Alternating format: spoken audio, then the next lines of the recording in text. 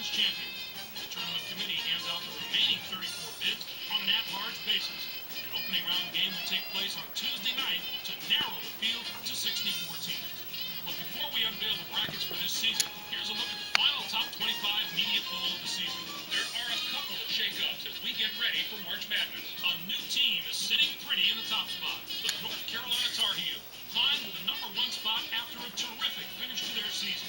The Kansas Jayhawks had been at number 1 all season, but stumbled from the top spot at the last possible moment.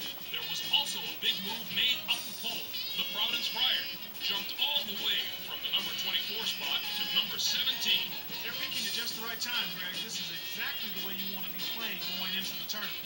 It's time to talk about the topic that has a lot of players and coaches holding their breath right now, the NCAA tournament bubble. These are the 10 teams that aren't worried as much about where they'll be playing as if they'll be playing. Clark, who jumps out at you there? Northwestern should be considered among the best of the major conference teams not holding an automatic bid. But there are plenty of non-power conference teams knocking on the door that may prevent them from getting an invitation. You got that right. Who else might be in the same position? Memphis did just enough to get on the bubble, but I'm not sure they did enough to get off the bubble. There may have been a few too many bumps in the road for them. I'm sure it's been a long week for those teams, but the wait's almost over. The NCAA Selection Committee has finished its meeting, and we're ready to unveil the top 4 seeds in this year's tournament. The North Carolina Tar Heels are the top overall seed, and they will play in the East region. They've just taken over the top spot in the media poll, and they are the number 1 team in the eyes of the selection committee as well. Let's see if they can live up to everyone's expectation. On to the second number 1 seed, who will play in the South region. The Central Arkansas Bears are seeking their 5th NCAA championship in school history. The Pittsburgh Panthers are our 3rd number 1 seed, and they'll play in the Midwest region. They're back in the tournament again, and no doubt they'll be feeding off the experience of last year's appearance as they try to get to the Final Four this year. And finally, our 4th number 1 seed will play in the West region. The Kansas Jayhawks are in the tournament field as a number 1 seed for the 10th time in the history of their program. Now, here's how the brackets shape up based on where the number 1 seeds have been assigned. In one national semifinal game, the winner of the East region will play the winner of the South regional in the other semifinal game. The winner of the Midwest regional will play the winner of the West regional. Those games will be played on Saturday, March the 31st. Then they'll be on to the national championship game on Monday night, April the 2nd. Any surprises in there for you, Clark? Not really. We talked all week about these 4 teams being the solid number 1 seed. And I think the selection committee got it right. There isn't a whole lot of controversy with these picks. So, with the number 1 seeds out of the way, it's finally time to tackle the rest of the brackets. First up, we take a look at the East Regional. The North Carolina Tar Heels are the top seed, finishing at 31-3. They won both the regular season and conference tournament titles in the ACC. They will take on the winner of the opening round play-in game between Northern Arizona with 13 wins and Sacred Heart from the Northeast Conference. And now, the number 8 seed, the Villanova Wildcats, come into the tournament 6th in their conference during the regular season and were losers in their first game at their conference tournament. They're going to play the number 9 seed, the Rider Broncs, who were semifinalists in their conference tournament, finishing at 25-5.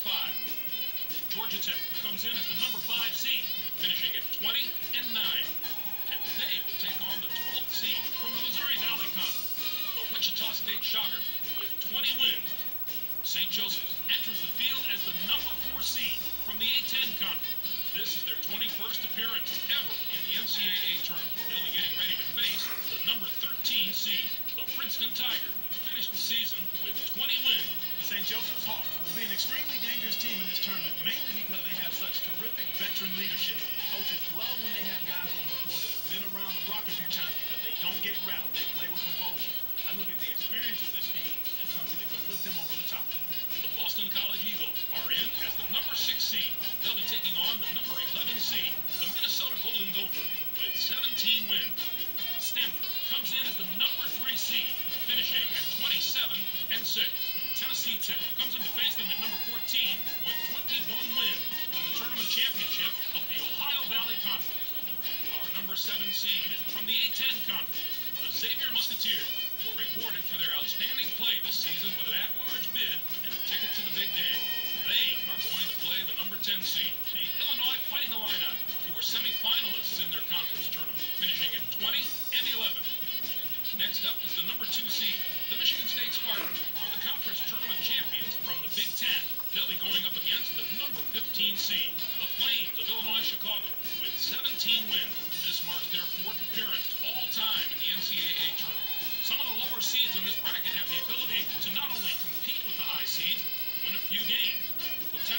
Cinderella or two in this bracket is definitely there. Next up, we'll take a look at the South Regional. The Central Arkansas Bears are the top seed, finishing at 30-0. They won both the regular season and conference tournament titles in the Southland Conference. They'll take on the Texas Southern Tigers, the number 16 ranked team. This marks their first appearance in the NCAA tournament in team history. Florida State comes in as the number 8 seed, finishing at 20-11. Utah comes in to face them at number 9 with 22 wins in the regular season championship of the Mountain West Conference. Texas enters the field as the number 5 seed from the Big 12. This is their 30th appearance all time in the NCAA tournament. They'll be getting ready to face the number 12 seed, the Southern Utah Thunderbirds, who finished the season with 24 wins. The Texas Longhorns are going to provide serious matchup problems to any team that doesn't have depth and defensive ability at both guard spots. They have outstanding backcourt play at both ends of the court. It's the main reason they've made it this far. They're going to have to maintain that form if they want to do some damage in this tournament. Syracuse comes in as the number 4 seed, finishing at 23-8. They'll take on the 13th seed from the Big 12, the Texas Tech Red Raiders, with 20 wins. And now the number 6 seed, the St. Mary's Gales, come into the tournament first in their conference during the regular season and finish second in their conference tournament. They are going to play the number 11 seed, the Brigham Young Cougars, who finished second in their conference tournament, finishing at 21-12.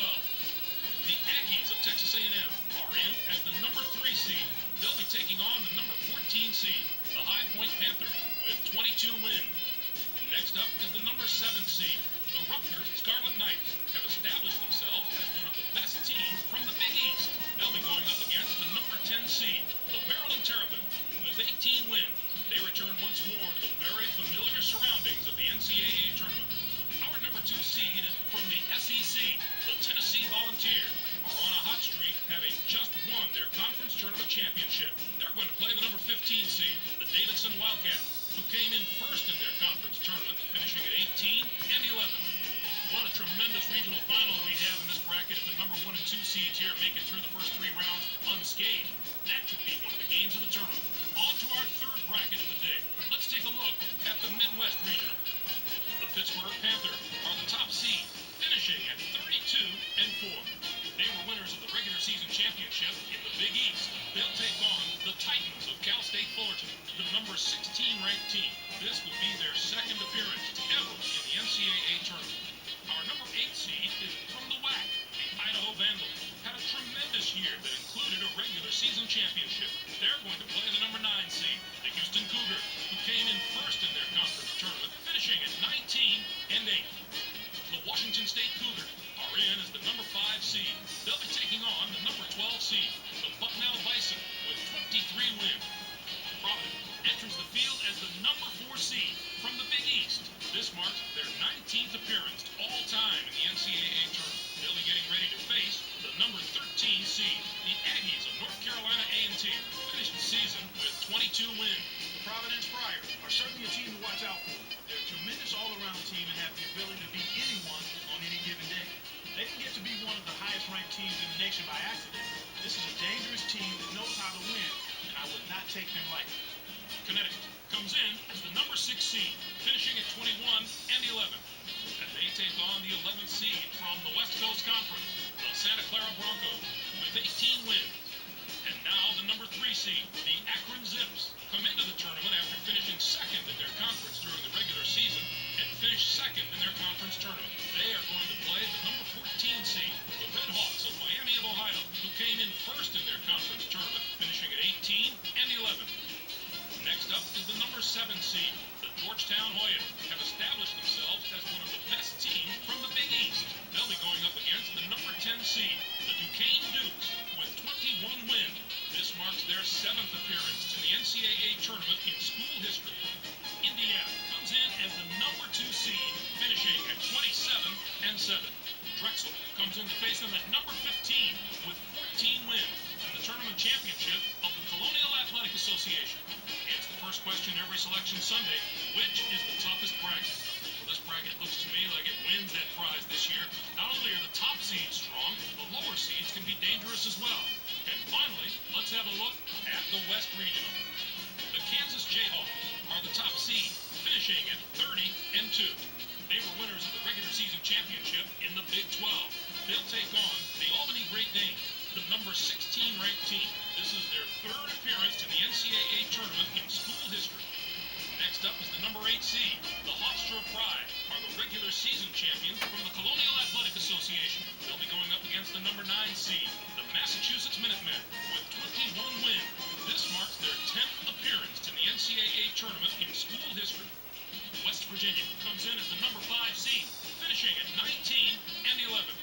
And they will take on the 12th seed from the Sun Belt Conference, the Trojans of Arkansas Little Rock, with 23 wins. Arkansas comes in as the number 4 seed, finishing at 26 and 9. San Diego State comes in to face them at number 13 with 19 wins in the tournament championship of the Mountain West Conference. Our number 6 seed is from the Pac-10. The Oregon Ducks were rewarded for their outstanding play this season with an at-large bid and a ticket to the Big Dam. They are going to play the number 11 seed, the St. Peter's Peacocks, who came in first in their conference tournament, finishing at 23 and 7.